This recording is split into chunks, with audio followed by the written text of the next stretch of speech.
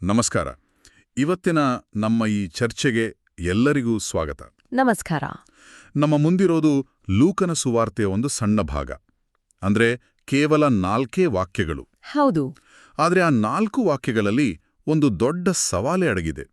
ಸಂದರ್ಭ ಹೀಗಿದೆ: ಯೇಸು ಜನಪ್ರಿಯತೆಯ ಉತ್ತುಂಗದಲ್ಲಿದ್ದಾರೆ. ಅವರ ಸುತ್ತ ಒಂದು ದೊಡ್ಡ ಜನಸಮೂಹ ಸೇರಿದೆ. ಅದೇ ಅವರು ಯೇಸುವಿನಿಂದ ಏನೋ ಬೇಡದನ್ನೇ ಬಯಸ್ತಿದ್ದಾರೆ. ಅವರೊಂದು ಸಂಕೇತ ಕೇಳ್ತಿದ್ದಾರೆ. ಒಂದು ಅದ್ಭುತ, ಒಂದು ಪವಾಡ. ಹೌದು, ದೇವರು ಇವರ ಪರ ಇದ್ದಾನೆ ಅಂತ ತೋರ್ಸೋಕೆ ಒಂದು ಆಕ್ಷೇಪಿಸಲಾಗದ ಪುರಾವೆ ಬೇಕು ಅವರಿಗೆ. ಹೌದು.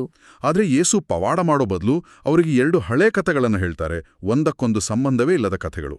ಒಬ್ಬ ಪ್ರವಾದಿ, ಮತ್ತೊಬ್ಳು ರಾಣಿ. ಯಾಕೆ ಒಂದು ದೊಡ್ಡ ಪವಾಡ ಕೇಳಿದಾಗ ಈ ರೀತಿ ಕತೆ ಹೇಳೋ ತಂತ್ರದ ಹಿಂದಿನ ಉದ್ದೇಶ ಏನಾಗಿರಬಹುದು? ಇದರ ಬಗ್ಗೆ ಸ್ವಲ್ಪ ಆಳವಾಡಿ ಮಾತಾಡೋಣ. ಖಂಡಿತ. ನೀವು ಹೇಳಿದ ಹಾಗೆ ಅಲ್ಲಿನ ಆ ವಾತಾವರಣ ಅದು ಬಹಳ ಮುಖ್ಯ. ಹೌದು. ಜನರು ಸುಮ್ಮನೆ ಏನೋ ಒಂದು ಕುತೂಹಲಕ್ಕೆ ಪವಾಡ ಕೇಳ್ತಿರ್ಲಿಲ್ಲ. ಅದೊಂದು ರೀತಿ ಪರೀಕ್ಷೆ. ಓ, ಹಾಗಾ? ನೀನು ನಿಜವಾಗ್ಲೂ ದೇವರಿಂದ ಬಂದವನಾಗಿದ್ರೆ ಆಕಾಶದಿಂದ ಏನಾದ್ರೂ ಒಂದು ಚಿಹ್ನೆ ತೋರ್ಸು, ಆಗ ನಾವು ನಿನ್ನನ್ನು ನಂಬ್ತೀವಿ ಅನ್ನೋ ತರ. ಓ, ಹಾಗಾದ್ರೆ ಅದೊಂದು ಪ್ರೂವ್ ಇಟ್ ಚಾಲೆಂಜ್ ತರ. ಅದೇ. ಅವ್ರು ಕೇಳ್ತಿದ್ದದ್ದು ಸುಮ್ಮನೆ ಒಂದು ಗುಣಪಡಿಸೋ ಕಾರ್ಯ ಅಲ್ಲ, ಅದಕ್ಕಿಂತ ದೊಡ್ಡದು, ಒಂದು ಬ್ರಹ್ಮಾಂಡದ ಮಟ್ಟದ ದೃಢೀಕರಣ ಬೇಕಿತ್ತು ಅವ್ರಿಗೆ. ಸರಿ. ಇದಕ್ಕೆ ಯೇಸುವಿನ ಪ್ರತಿಕ್ರಿಯೆ ಹೇಗಿತ್ತು?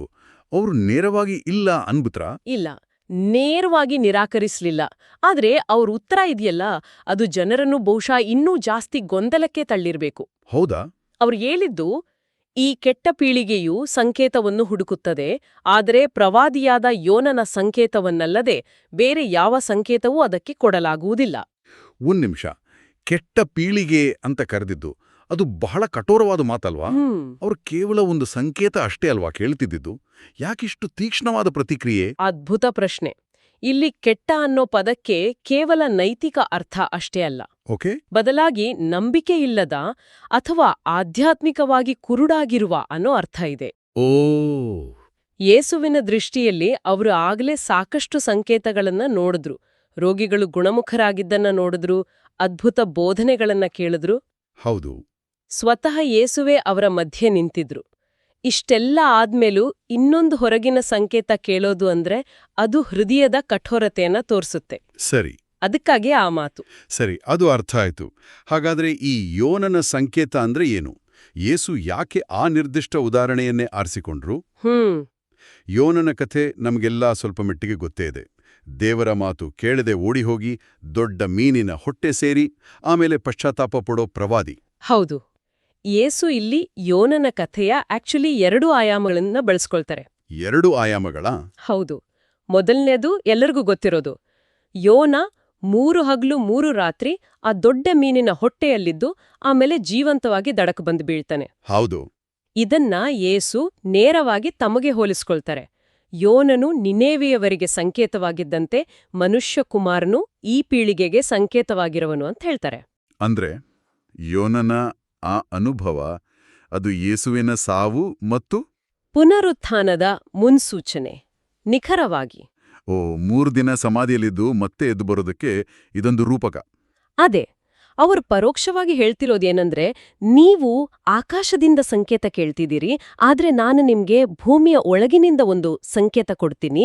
ನಾನು ಸತ್ತು ಹೂಳಲ್ಪಟ್ಟು 3ನೇ ದಿನಕ್ಕೆ ಮತ್ತೆ ಎದ್ದು ಬರ್ತೀನಿ ಅಂತ. ಅದೇ ನಿಮ್ಗೆ ಕೊಡುವ ಅಂತಿಮ ಮತ್ತು ಶ್ರೇಷ್ಠ ಸಂಕೇತ ಅಂತ. ಆದ್ರೆ ಯೋಚಿಸಿ ನೋಡಿ, ಆ ಕ್ಷಣದಲ್ಲಿ ಇದನ್ನ ಕೇಳ್ತಿದ್ದ ಜನರಿಗೆ ಇದರ ಅರ್ಥ ಆಗಿರ್ಲಿಕ್ಕಿಲ್ಲ. ನಿಜ. ಅವರಿಗಿದು ಒಗಟಿನ ತರ ಕೇಳಿಸಿರಬೇಕು.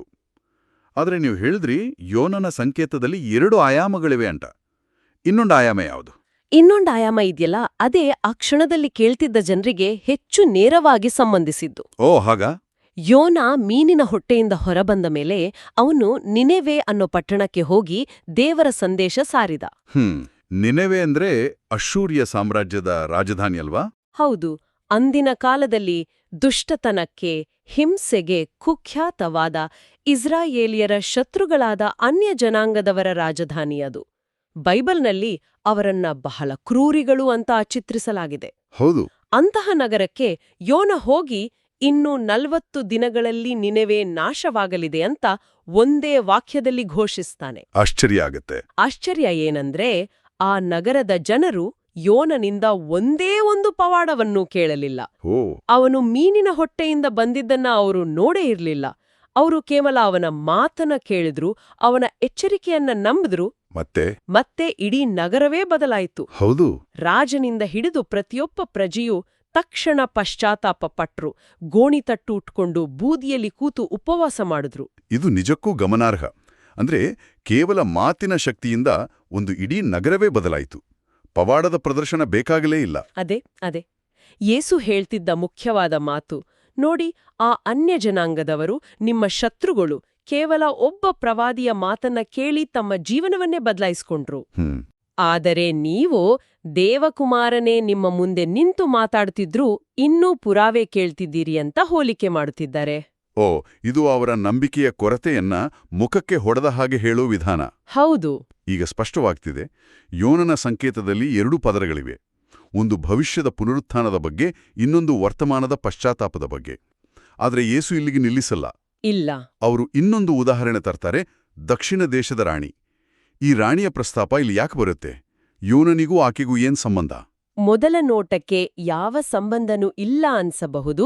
ಆಕೆ ಶೇಭದ ರಾಣಿ, ರಾಜ ಸೊಲೊಮೋನನ ಕಾಲದಲ್ಲಿದ್ದವಳು. ಓಕೆ. ಆಕೆ ಕೂಡ ಇಸ್ರಾಯೇಲಿಯರಲ್ಲ, ಅನ್ಯ ದೇಶದವಳು.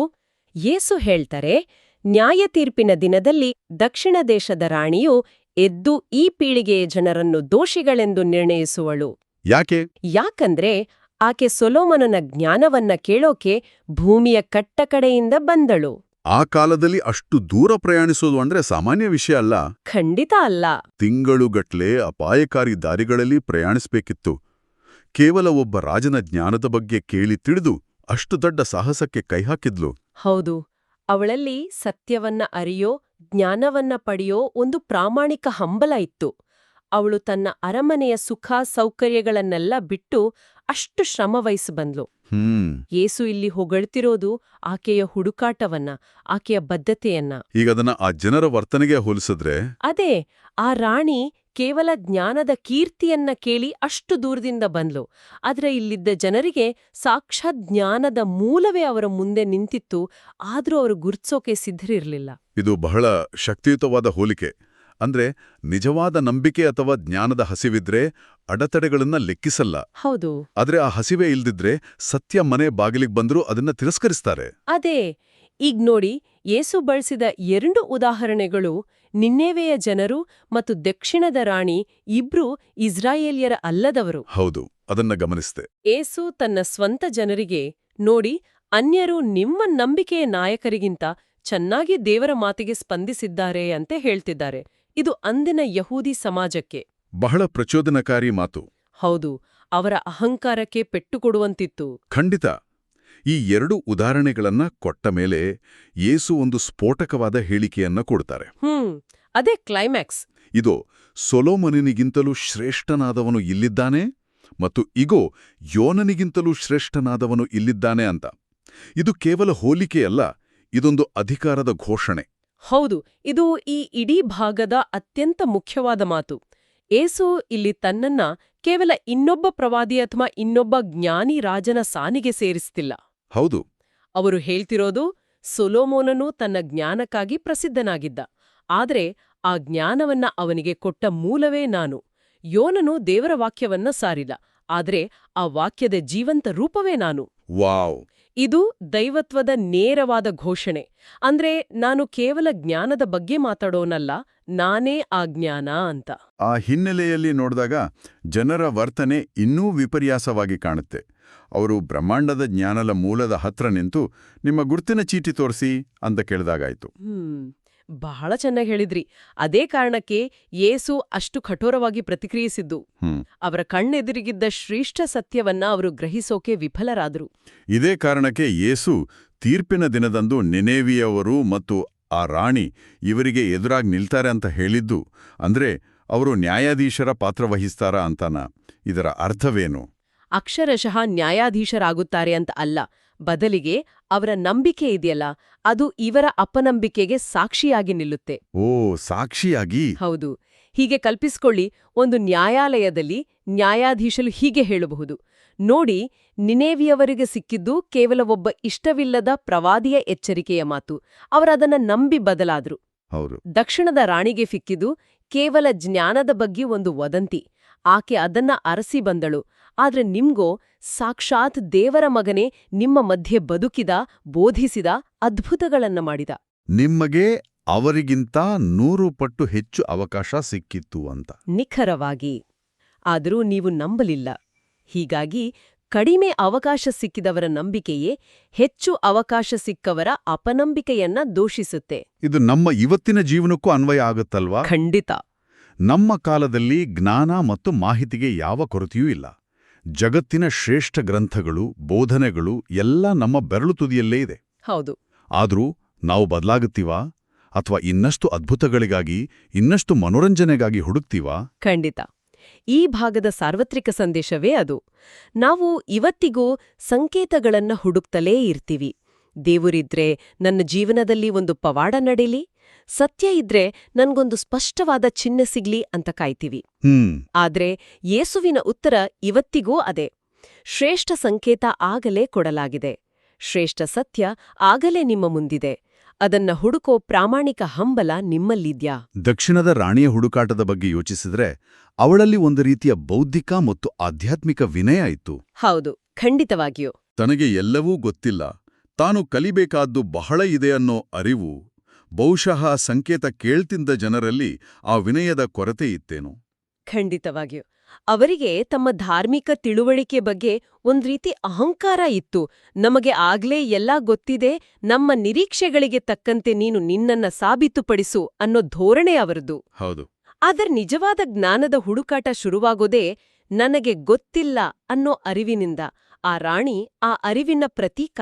ಮತ್ತು ನಿನೆವೆಯ ಜನರು ತಮ್ಮ ತಪ್ಪುಗಳನ್ನು ಒಪ್ಕೊಂಡ್ರು. ಹೌದು, ಅವರು ತಮ್ಮನ್ನ ತಿದ್ದಿಕೊಳ್ಳೋಕೆ ಸಿದ್ಧರಾಗಿದ್ರು. ಈ 2 ಗುಣಗಳು, ಕಲಿಯೋ ಮನಸ್ಸು ಮತ್ತು ತಿದ್ದಿಕೊಳ್ಳೋ ಮನಸ್ಸು, ಯೇಸುವಿನ ಮಾತುಗಳನ್ನ ಕೇಳ್ತಿದ್ದ ಜನರಲ್ಲಿ ಇರ್ಲಿಲ್ಲ. ಹಾಗಾದ್ರೆ ಒಟ್ಟಾರೆಯಾಗಿ ಈ ಸಣ್ಣ ಭಾಗ ಕೇವಲ ಪವಾಡಗಳ ಬಗ್ಗೆ ಮಾತ್ರ ಮಾತಾಡಲ್ಲ. ಇದು ಕಲಿಯುವಿಕೆ, ವಿನಯ, ಪಶ್ಚಾತ್ತಾಪದಂತಹ ಆಳವಾದ ವಿಷಯಗಳನ್ನು ಚರ್ಚಿಸುತ್ತೆ. ಹೌದು. ನಮ್ಮ ನಂಬಿಕೆ ಯಾವುದ್ರ ಮೇಲೆ ನಿಂತಿದೆ ಅಂತ ನಮ್ಮನ್ನ ನಾವೇ ಪ್ರಶ್ನೆ ಮಾಡಿಕೊಳ್ಳುವಂತೆ ಮಾಡುತ್ತೆ. ಅದು ಹೊರಗಿನ ಪ್ರದರ್ಶನಗಳ ಮೇಲ ಅಥವಾ ಒಳಗಿನ ಪರಿವರ್ತನೆಯ ಮೇಲ? ಹೌದು. ಮತ್ತು ಇನ್ನೊಂದು ಮುಖ್ಯ ಅಂಶ ಅಂದ್ರೆ ಜವಾಬ್ದಾರಿ. ನಮ್ಮ ಹತ್ರ ಇರೋ ಸತ್ಯವನ್ನ ಗುರುತಿಸೋ ಜವಾಬ್ದಾರಿ ನಮ್ಮೇಲಿದೆ. ನನಗೆ ಯಾರೂ ಸರಿ ಹೇಳಲಿಲ್ಲ ಅಥವಾ ನನಗೆ ಸಾಕಷ್ಟು ಪುರಾವೆ ಸಿಗಲಿಲ್ಲ ಅಂತ ಹೇಳಿ ತಪ್ಪಿಸ್ಕೊಳ್ಳೋಕೆ ಆಗಲ್ಲ. ಯೇಸುವಿನ ಮಾತುಗಳ ಪ್ರಕಾರ ಸತ್ಯ ನಮ್ಮ ಸಮೀಪದಲ್ಲೇ ಇದೆ. ಶ್ರೇಷ್ಠನಾದವನು ಇಲ್ಲಿದ್ದಾನೆ ಅನ್ನೋ ಮಾತು. ಅದೇ, ಆ ಮಾತು ಇವತ್ತಿಗೂ ಪ್ರಸ್ತುತ. ಅದನ್ನ ಗುರುತಿಸೋ ಕಣ್ಣುಗಳು ಮತ್ತು ಕೇಳೋ ಕಿವಿಗಳು ನಮಗಿದ್ಯಾ ಅನ್ನೋದೇ ಪ್ರಶ್ನೆ. ಇದು ಕುತೂಹಲ ಮತ್ತು ನಿಜವಾದ ನಂಬಿಕೆ ಇವೆರಡರ ನಡುವಿನ ವ್ಯತ್ಯಾಸವನ್ನು ಸ್ಪಷ್ಟಪಡಿಸುತ್ತೆ. ಖಂಡಿತ. ಅದ್ಭುತಗಳನ್ನ ನೋಡೋದು ಕುತೂಹಲ. ಅದನ್ನ ನೋಡಿ ವಿಸ್ಮಯಪಟ್ಟು ಮಾರನೇ ದಿನ ಮರೆತುಬಿಡಬಹುದು. ಆದರೆ ಒಂದು ಮಾತನ್ನ ಕೇಳಿ ಅದನ್ನ ಹೃದಯಕ್ಕೆ ತಗೊಂಡು ನಮ್ಮ ಜೀವನದ ದಿಕ್ಕನ್ನೇ ಬದಲಾಯಿಸ್ಕೊಳ್ಳೋದು, ಅದೇ ನಿಜವಾದ ನಂಬಿಕೆ, ಅದೇ ನಿಜವಾದ ಪರಿವರ್ತನೆ. ನಿಖರವಾಗಿ ಯೇಸು ಜನರಿಂದ ನಿರೀಕ್ಷಿಸುತ್ತಿದ್ದುದು ಆ ರೀತಿಯ ಪರಿವರ್ತನೆಯನ್ನೇ, ಕೇವಲ ಚಪ್ಪಾಳೆಗಿಟ್ಟಿಸೋ ಪವಾಡಗಳ ಪ್ರದರ್ಶನವನ್ನಲ್ಲ. ಸರಿ. ಮೇಲಾದವನು ಇಲ್ಲಿದ್ದಾನೆ ಅನ್ನೋ ಅರಿವು ನಮ್ಮಲ್ಲಿ ಒಂದು ರೀತಿಯ ತುರ್ತು ಪರಿಸ್ಥಿತಿಯನ್ನ ಸೃಷ್ಟಿಸ್ಬೇಕು. ನಮ್ಮೆದುರಿಗಿರೋ ಸತ್ಯ ಸಾಮಾನ್ಯವಾದುದಲ್ಲ ಅನ್ನೋ ಅರಿವು ನಮ್ಮಲ್ಲಿ ಕ್ರಿಯೆಯನ್ನ ಪ್ರಚೋದಿಸ್ಬೇಕು. ಒಟ್ಟಾರೆಯಾಗಿ ಲೂಕನ ಸುವಾರ್ತೆಯ ಈ ಭಾಗ ಒಂದು ಆಳವಾದ ಸವಾಲನ್ನ ನಮ್ಮ ಮುಂದೆ ಇಡುತ್ತೆ. ಹೌದು. ಯೋನನ ಬೋಧನೆ ಕೇಳಿ ಇಡೀ ನಗರವೇ ಬದಲಾದ ಹಾಗೆ, ಜ್ಞಾನಕ್ಕಾಗಿ ಹಂಬಲಿಸಿ ದೂರದಿಂದ ಬಂದ ರಾಣಿಯ ಹಾಗೆ ನಾವು ಕೂಡ ನಮ್ಮ ಸುತ್ತಲಿರುವ ಸತ್ಯದ ಮಾತುಗಳಿಗೆ ಸ್ಪಂದಿಸಬೇಕು ಅನ್ನೋದು ಇದರ ಸಾರಾಂಶ. ಹೌದು. ಇದು ಕೇವಲ ಸಂಕೇತಗಳನ್ನ ಕೇಳೋದ್ರ ನಿರರ್ಥಕತೆಯನ್ನ ಮಾತ್ರ ಹೇಳಲ್ಲ, ಅದಕ್ಕಿಂತ ಮುಖ್ಯವಾಗಿ ನಮ್ಮ ಹತ್ತಿರವೇ ಇರೋ ಶ್ರೇಷ್ಠ ಸತ್ಯವನ್ನ ಗುರುತಿಸೋ ನಮ್ಮ ವೈಯಕ್ತಿಕ ಜವಾಬ್ದಾರಿಯನ್ನು ನೆನಪಿಸುತ್ತೆ. ಹಾಗಾದ್ರೆ ಕೇಳುಗರು ಯೋಚಿಸೋಕೆ ಒಂದು ಪ್ರಶ್ನೆಯೊಂದಿಗೆ ಈ ಚರ್ಚೆಯನ್ನ ಮುಗಿಸೋಣ. ಖಂಡಿತ. ಮಾಹಿತಿ ಮತ್ತು ಮನೋರಂಜನೆಯ ಈ ಭರಾಟದಲ್ಲಿ ನಾವು ಯಾವುದನ್ನು ಹೆಚ್ಚಾಗಿ ಹುಡುಕುತ್ತೇವೆ? ನಮ್ಮ ಕುತೂಹಲವನ್ನ ಕ್ಷಣಿಕವಾಗಿ ತಣಿಸೋ ಹೊರಗಿನ ಸಂಕೇತಗಳನ್ನೇ, ಅಥವಾ ನಮ್ಮೊಳಗೆ ಶಾಶ್ವತ ಬದಲಾವಣೆ ತರಬಲ್ಲ, ನಮ್ಮನ್ನು ರೂಪಿಸಬಲ್ಲ ಸತ್ಯದ ಮಾತುಗಳನ್ನೇ? ಪ್ರಿಯರೇ, ಈ ಚಾನೆಲ್ ಅನ್ನು ಸಬ್ಸ್ಕ್ರೈಬ್ ಮಾಡಿ ಪ್ರತಿದಿನ ದೇವರ ವಾಕ್ಯವನ್ನು ಆಲಿಸುತ್ತಾ ಅದನ್ನು ಇತರರೊಂದಿಗೆ ಹಂಚಿಕೊಳ್ಳಲು ನಮಗೆ ನೆರವಾಗಿರಿ. ಧನ್ಯವಾದಗಳು.